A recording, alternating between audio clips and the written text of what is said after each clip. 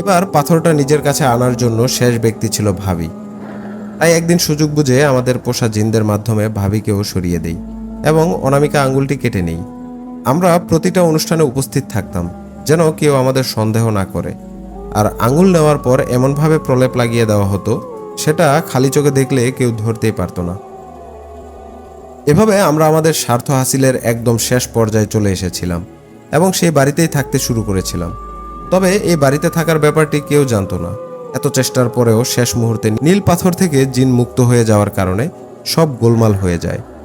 পাথরটি খুঁজে পেতে শেষবারের মতো চেষ্টা করতে বসেছিলাম ঠিকই, কিন্তু ধর্মের কাছে আমরা হার মেনে যাই। এটাই ছিল ছেলেটির চাচা চাচির দেওয়া বয়ান।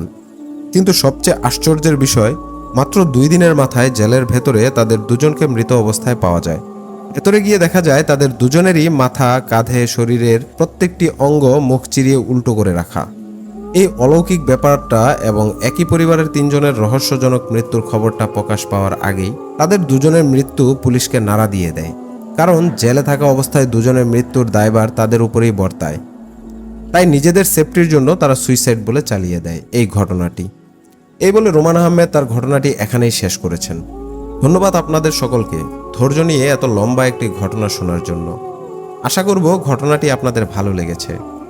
ঘটনাটি বেশ লম্বা হলেও ঘটনার মধ্যে একটি মায়াবী আকর্ষণ